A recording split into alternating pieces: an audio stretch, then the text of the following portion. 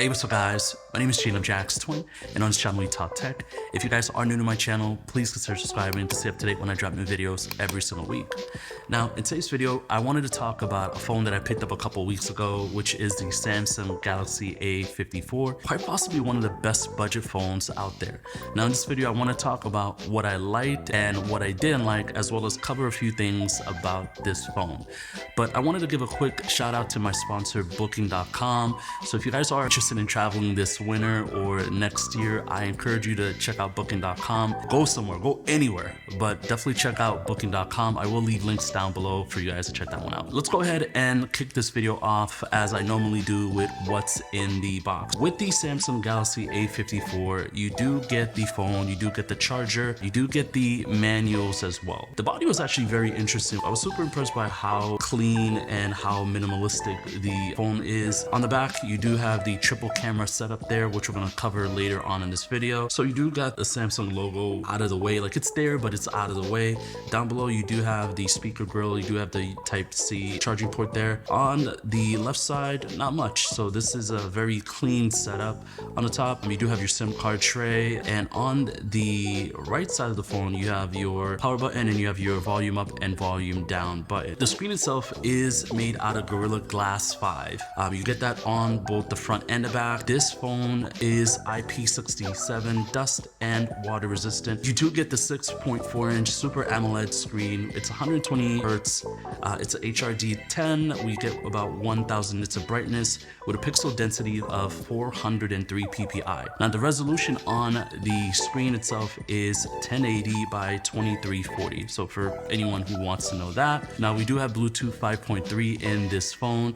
We also do have a fingerprint scanner, which I actually found out about a couple days later. Now it is rocking the Exynos 1380 and an octa-core CPU. Now for memory, you actually do have a couple of choices. So you do get the 128 gigabyte with 6 gigs and 8 gigs of RAM.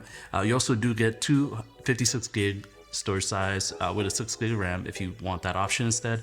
And you also do get 256 with 8 gigs of RAM. So for anyone who wants to step up and get something with more memory. Now, moving on to the camera department. On the back, you do get a 50 megapixel 1.8 wide camera. You do get a 12 megapixel f2 ultra wide, and you get a 5 megapixel f.24 macro. If you need to know, you got that covered. Okay, now, so for the video side, this thing can actually do 4K 30. You do get 1080, 60, and 720 at 480 FPS or frames per second. On the front camera, you get 32 megapixels f2 at 26 millimeters, and the video that you could record on the front is up to 1080 60. Now for sound, the sound is actually really good, surprisingly good for a budget phone like this. In terms of battery, you do get a 5000 milliamp non-removable battery, which I actually think was great. In terms of standby time, this has excellent standby time. As mentioned, what I wanted to talk about are what I did like about this phone and what I didn't like about this phone. What I did like about this phone right away is the design. I thought the design was perfect, and I also think the offerings for a $300 phone is fantastic. The camera so far, I did test it out on some sky shots and shots of stuff in the car, and actually looked pretty good. Not a full test, but I was initially impressed. So you do get the design that's actually really good, and you also do get the cameras for that money, which I think is excellent. The other thing that I did like is naturally the price. You know, the price is always a great place to start or a great place to end. So those are kind of the three things I did like. Now, what I didn't like, this is gonna sound a bit picky, but I'm so used to Face ID, so it would have been cool to have some type of face recognition on here, but I understand for a budget phone, you gotta cut a few things. 3.5 millimeter jack is not gonna hurt me, it's not gonna bother me, but it may bother someone who's kind of used to that setup. Obviously, the other thing that I don't like is when they do not include a power brick in the box. So, I mean, I could take points for that, but I mean, that's the kind of the trend that a lot of manufacturers are going with.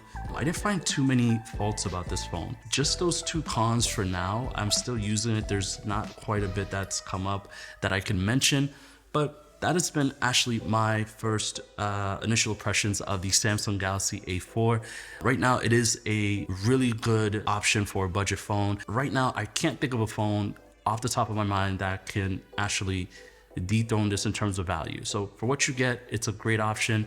I will leave links down below, so if you guys want to check it out on eBay or check it out on Amazon. I will be doing another video just about the camera system, just to kind of go over that, because that's a whole nother beast in itself. I started diving into it, I was like, there's no way. So that's pretty much my video, guys. Thank you so much for subscribing to my channel. If you are new to my channel, please hit that subscribe button. Please like this video. Hit the subscribe button first, so please like this video. I would love to hear your comments down below, so if there's anything about the phone that you want to know, definitely let me know. But overall, that has been my first impressions and / mini review of the Samsung Galaxy A54. Thank you guys for watching. I gotta get myself out to the gym. Got my protein shake cup ready to go. Thank you so much for watching. I will see you guys in my next video. All right, peace.